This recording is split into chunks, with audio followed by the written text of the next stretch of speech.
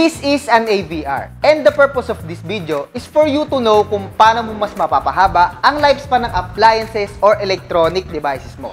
Disclaimer lang, pwedeng hindi to applicable sa'yo at applicable sa iba. So, it depends on your location. Kung nasa lugar ka na madalas ang voltage fluctuation and walang built-in stabilizer yung mga appliances mo like ref, I suggest na gumamit ka ng AVR para hindi agad masira yung mga gamit mo. Kung nasa lugar ka naman na bihira ang voltage fluctuation, pwedeng hindi ka na gumamit ng AVR. Pero kung gusto mo makasiguro, pwede ka pa rin gumamit protection sa voltage fluctuation. But first, what is voltage fluctuation?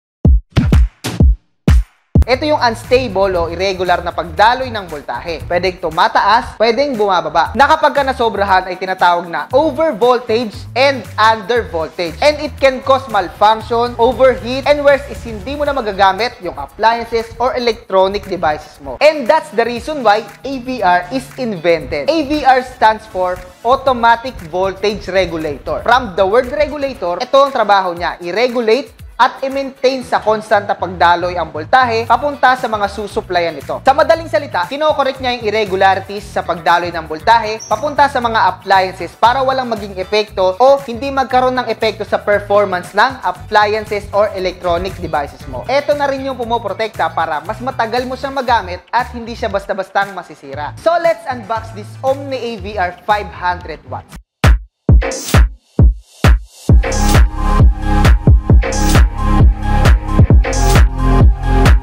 This is a premium AVR and it has a servo motor control system. Compared sa mga relay types AVR, this is a lot better sa itsura, features, functions, actually sa lahat. That's why kapag binuksan mo siya, meron siyang styro each corner. And naka-plastic din siya ng makapal at sa ilalim, meron siyang makapal na sapin para hindi siya ma-damage. Again, this is a premium AVR. And also, this is much cooler than the other AVRs out there. From its metal casing na powder-coated finish, di lang siya basta makintab kasi corrosion-proof na din siya. Tapos, yung color combination niya, dark green and white. The design itself, napakagwapo niyang tignan. Neat na neat. Bago ko makalimutan, may kasama na nga pala tong manual and 2 pieces na fuse, 3 ampere. Start tayo sa ibabaw. Meron siyang thick, heavy-duty handle.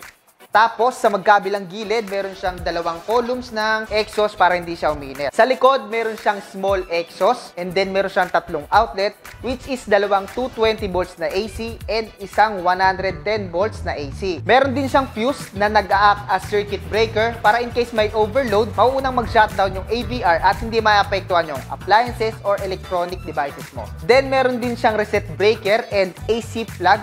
Tapos, naka-indicate na rin dito yung specs niya, yung rated wattage niya is 500 watts. Yung input voltage niya is 150 to 250 volts. Yung output voltage naman niya is 220 volts and 110 volts. Tapos yung frequency niya na 50 to 60 Hz. Yung response time niya is less than 1 second of positive and negative 1% voltage deviation. Control system niya, servo motor, operating temperature negative 10 degrees Celsius up to 40 degrees Celsius. And syempre, humidity niya na less than 95%. So, bago tayo pumunta sa harap, trivia muna tayo.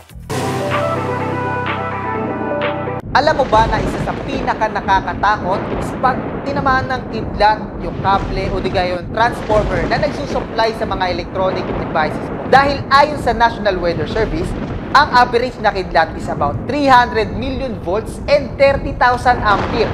So imagine kung tatama yun sa transformer na nagsusupply sa electronic devices mo. Tapos wala kang AVR. Let's continue sa harap. Sa upper right corner, nandyan yung brand niya which is Omni. Then sa kabila naman, nandyan naman yung on and off power button. Sa gitna, makikita mo nandyan yung input and output voltage indicator which is digital na siya kaya mas maganda. Tapos makikita mo na rin dyan yung model type niya which is AVR 500S na 500 watts. Sa left corner naman, sa baba, nakalagay na rin yung control system niya which is servo motor. And upon searching and based on my experience, servo motor is way better talaga compared sa mga AVR na relay type. It is because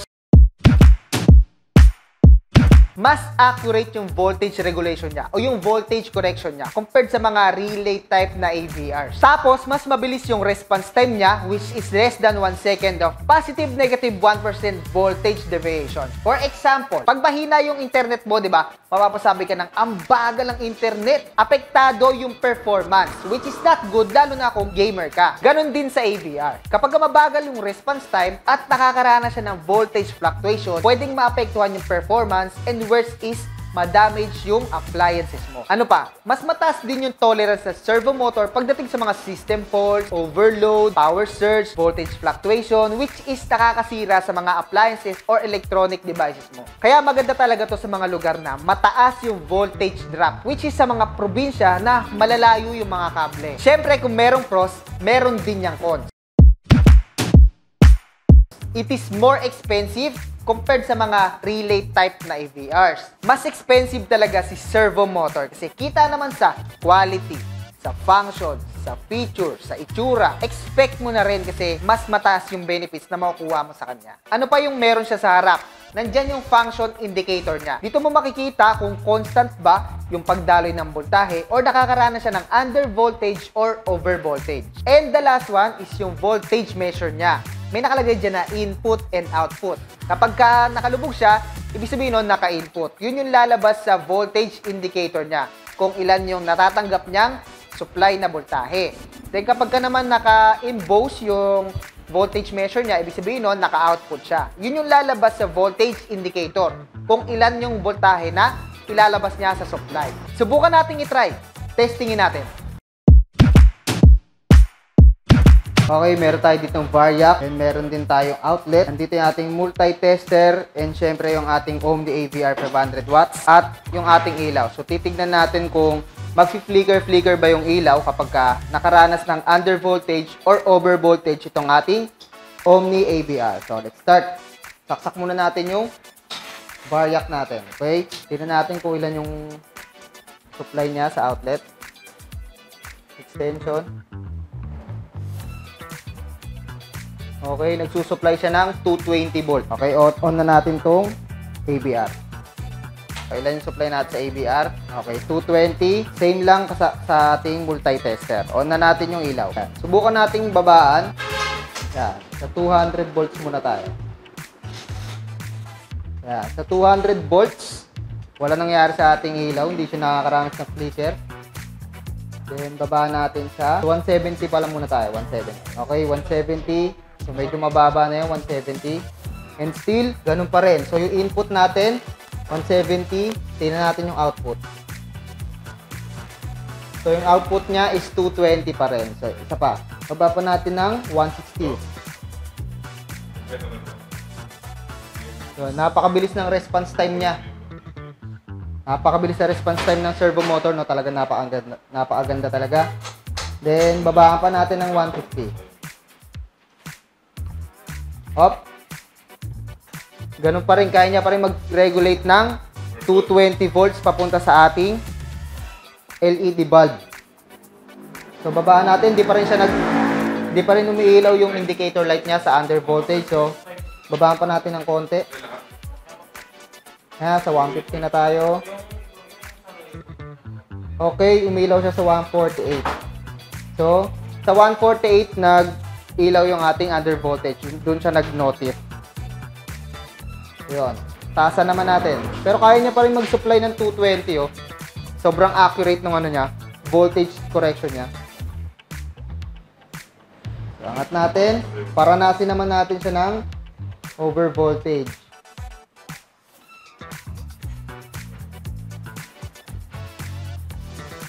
Okay, nasa 200 na tayo. 210. 220. 230. Same lang sa multi-tester tsaka sa PVR. Sobrang accurate niya. 240. Okay, 240. Angat pa natin. Tingnan naman natin yung output niya. So yun. Sobrang bilis na response time niya. 251. Sa 251 siya nag-notif ng overvoltage. So yun, sa overvoltage, na-recognize niya sa 251 volts. Then sa undervoltage naman is 148. So yun, napakabilis na response time. Walang naranasang flicker sa ating LED bulb. Sobrang accurate ng ating Omni AVR na 500 watts. Testingin naman natin yung output ng AVR. So click muna natin yung output. Ito yung ating tester.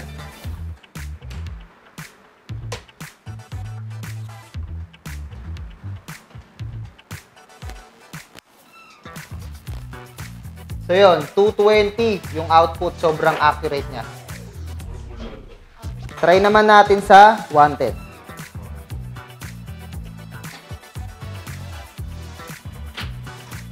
So yun, accurate din 110. Okay, saksak naman natin yung LED bulb dito sa 110 volts ng ating AVR. So by the way, ito nga palang ating Ecolum LED bulb, yung rated voltage nito is 110 volts up to 240 volts. So try natin sa 110 volts. Hindi kasi lahat ng LED bulb pwede isaksak sa 110. So ito, pwede ito sa 110. Ecolum LED bulb. Yan, on na natin. Then, tingnan natin yung output. Ay, naka-output na pala. So yun, na-testing na natin. For me, this is so worth it kahit na kumukonsumo siya ng kuryente. Kasi sobrang baba lang naman, nasa 3 to 4 watts lang. Kumbaga, mas mataas pa nga yung yung ilaw mo na 5 watts. Compared naman sa benefits na makukuha mo sa kanya, which is 24/7 protection sa electrical devices or appliances mo. May napansin lang ako na isasama ko sa cords. Hindi niya binabasa yung 110 volts na output. Tapos, wala rin siyang delay time. So far, yun lang naman yung napansin kong con sa kanya. And kayo ba? Ano pa yung mga napansin nyo sa kanya? Ano ba yung mga nagustuhan nyo? Pwede nyo i-comment dyan sa baba. Pero sa akin, all in all, sa design, sa features, sa functions, it is so recommended. Lalo na sa mga may expensive na electronic devices or appliances. Kasi the more na mas expensive yung mga gamit nyo, mas sensitive yung mga components niyan sa mga voltage fluctuation. And servo motor AVRs are built for sensitive electronic devices such as X-ray machines and laboratory machines because it provides more protection compared sa mga relay type na AVR. So yun, again, disclaimer lang, pwedeng dito applicable sa'yo at pwedeng applicable sa iba. So it depends on your location, appliances, and kung anong klaseng consumer ka. Kung okay na sa'yo na wala kang AVR, it's up to you. Pero kung gusto mo nang mas makasigurado, pwede ka namang bumili ng AVR. Again, this Omni AVR 500 watts is available here in our store. And luckily, makukuha mo to sa halagang 3,999 pesos. Kaya kung nagustuhan mo tong ating video, please don't forget to like and subscribe dahil marami ka pang aabangan ng mga bago nating ilalabas na